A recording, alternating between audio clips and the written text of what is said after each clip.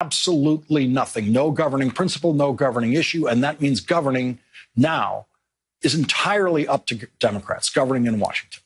Passing a COVID relief bill is entirely up to Democrats. And the argument about including an increase in the minimum wage to $15 in the COVID relief bill is an argument among Democrats only.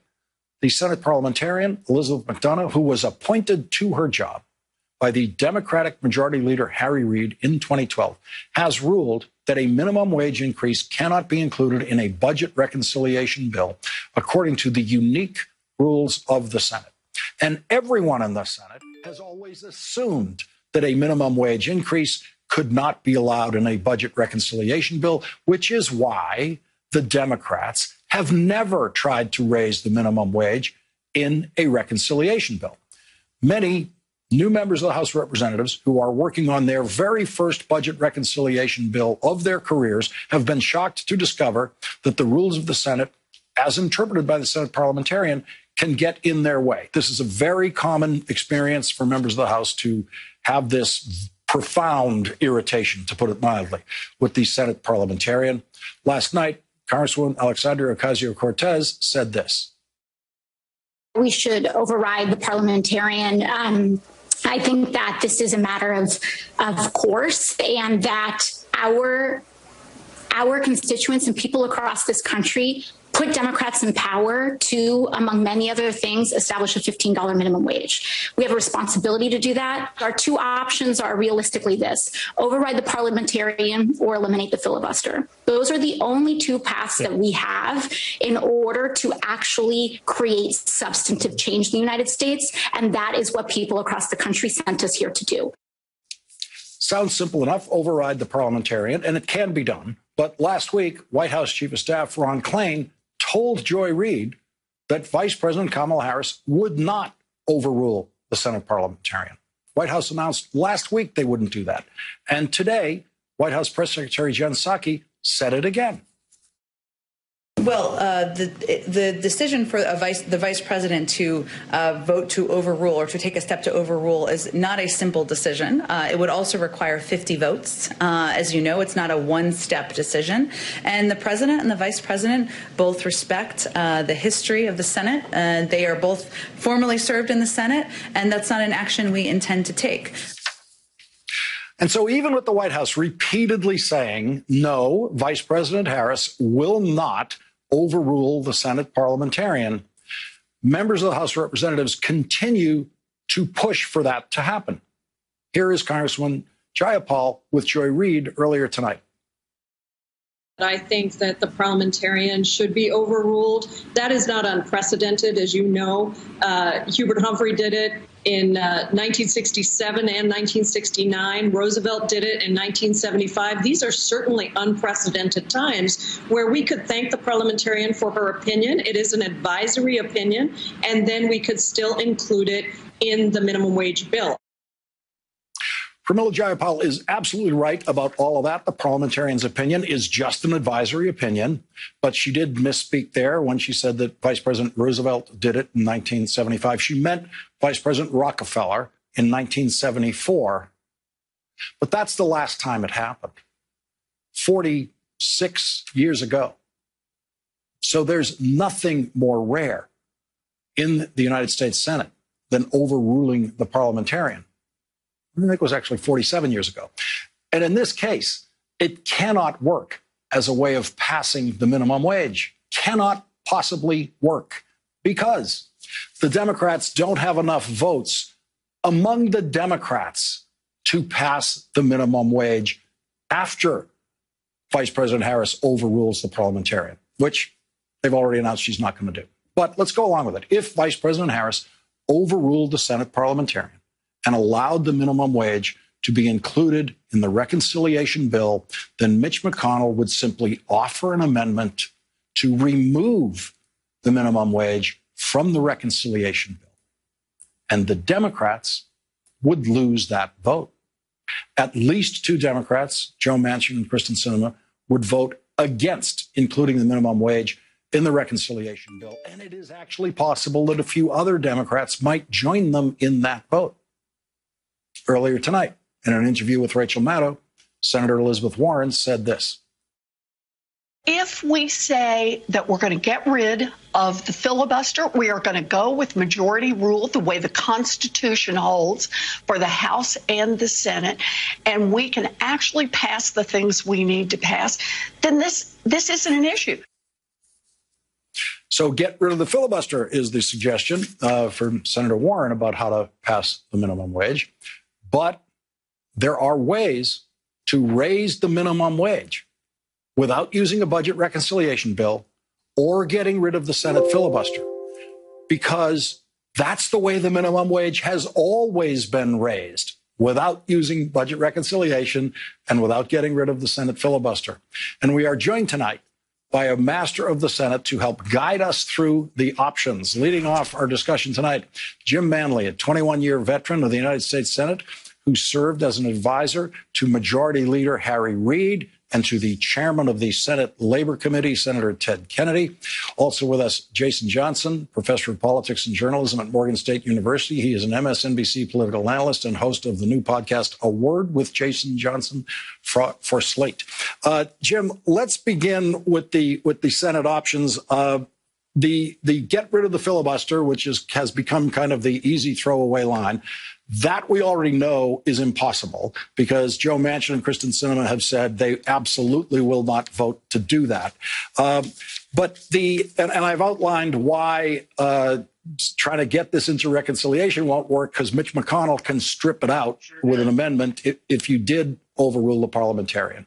The last time the minimum wage was raised, it was just squeezed into a defense spending bill at the last minute, and that's the kind of way. That's the way it was done in the past. Is just stuck on to must-pass bills that then Republicans vote for. And in fact, the last time they raised it, George Bush was president, 2007. Republican presidents signed it because it was inside a giant bill with military funding in it.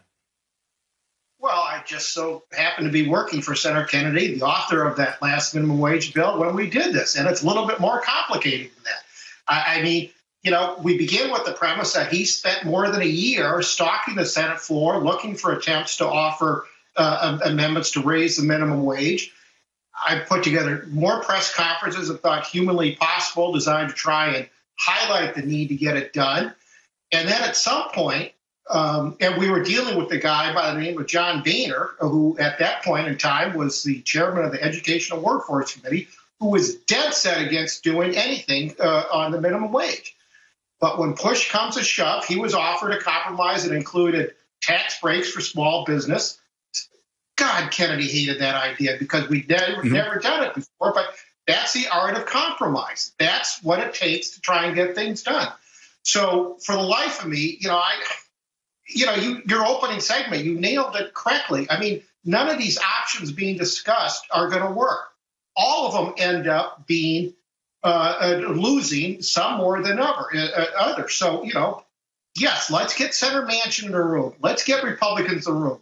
Let's try and figure out a compromise. And if they can't do it, let's blame them. But first of all, we got to take the first step and put the onus on these guys to deliver. And I'm talking about Senator Manchin as well. Mm-hmm. Jason Johnson, so Ron Klain said last Wednesday to Joy Reid, no, we're not going to overrule the Senate parliamentarian. And that is a White House call because it would be Vice President Harris who would have to do it, sitting in the presiding officer's chair. Then the White House says again today, Jen Psaki, we're not going to do that. They couldn't be more clear. And yet, members of the House of Representatives continue to say, overrule the parliamentarian. What's going on? Is there a communication disconnect here? Lawrence, I have to say, as your other guest mentioned, your opening was brilliant. It was brilliant because I think there's some basic civics and government classes that certain members of Congress have not followed up on. This is a little bit beyond schoolhouse rock, right? At the end of the day, you have sort of people in the House. And again, the House is supposed to be that. Philosophically, the House is the rabble. It's the passion. It's the people. Do it, do it, do it. The Senate is the deliberative body. And at the end of the day, yes, they could try and get rid of the filibuster. That's not going to work. Manchin and Sinema don't want that to happen. If you fire the Senate parliamentarian, as you said, Mitch McConnell will just say no, and then you'll have an embarrassing vote to yank the minimum wage out. You can't blow everything up right here, right now on this particular issue. And quite honestly, Lawrence, long term, I actually think this works for Democrats. They can keep fighting for the $15 minimum wage for the next year and a half and blame it on Republicans all they want. Passing this bill now is the immediate relief that people need, and fighting for the $15 minimum wage, which, by the way, has passed in many states throughout the country, is still an issue they can fight for. I think this is sort of a short-term thinking by really passionate, well-intentioned people in the House of Representatives who may not understand the long-term strategy that might be at play in the Senate. Well, some of them have said, and I get this, that that the moment with the parliamentarian hasn't happened until it happens. And so we're going to continue to lobby on this right up until the moment when the parliamentarian's moment on the Senate floor happens and Vice President Harris has that decision to make. So I get, I think, why they are continuing to put this pressure on, even though the White House has said they're not going to do it. But we are definitely going to have a vote on the Senate floor on the minimum wage. And Bernie Sanders has told us how. He has tweeted tonight, this week, as part of the reconciliation bill, I will be offering an amendment to raise the minimum wage to $15 an hour. And Jim, this is exactly the way we would expect this to play in the Senate. Chuck Schumer won't have the minimum wage in the bill that he brings to the floor because he knows how the parliamentarian's going to rule. And so what will happen is there will be this Sanders amendment offered, and it will take 50 votes to pass it, plus Vice President Harris's vote if they can get there. And that'll tell you right there if the Democrats can do it. Yep, absolutely. And to that, I'd say it's about damn time somebody figured out the strategy. Just try and move the amendment process. It piggybacks off. So I'm glad that Senator Sanders made this announcement tonight, but it piggybacks off of what I tried to say earlier, what Kennedy did. It doesn't have to be a one-off. This can be the beginning of, as Jason suggested, a series of pressure tactics designed to try and put Republicans on the defensive and try and figure out a way to try and cut a deal.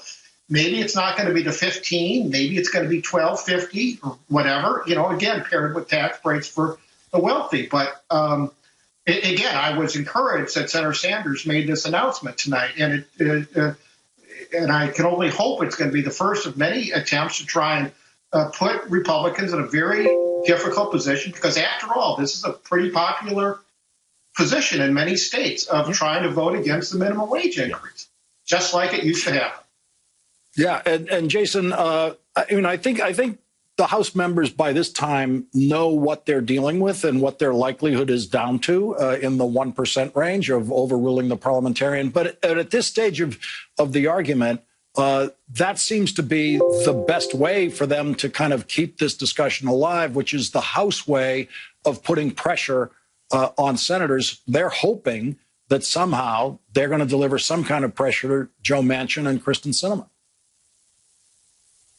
Yeah, and this is actually the smart thing to do. Some of this is a lack of understanding, but like I said, some of this is the House's job. There needs to be a minimum wage increase in the United States of America. Just period, right? Minimum wage today, it's lost, 18% of its value since the last minimum wage increase. We are in the middle of a pandemic where people have lost hundreds of thousands of jobs and whole families are being supported by one person on minimum wage. I mean, there is a legitimate urgency here. But the House's best option is to continue to pressure. And even if they throw out unrealistic ideas, it's part of a larger, I think, pressure on Joe Biden to say, look, incrementalism is not going to get us out of this COVID mess. OK, Donald Trump was not an incrementalist. He tore down everything to push through whatever policies he wanted. And I think Democrats across the board want to see that kind of bold action from Joe Biden. So on that end, I can never disagree with people who want Joe Biden to make big moves in the face of a once in a century crisis that this country is facing. And Jim, before we go, I just want to say I can remember Senator Kennedy. It was a lonely quest in those days, trying to get attention to the minimum wage. Even Democrats thought they had bigger things to deal with, and it was very, very hard to do it. Here we have a visibility that I'm not sure the minimum wage increase has had in decades. This is an urgency level and a visibility we haven't seen before. We're going to find out what that's worth politically going forward. Jim Manley, Professor Jason Johnson, thank you very much for starting us off tonight. Really appreciate it.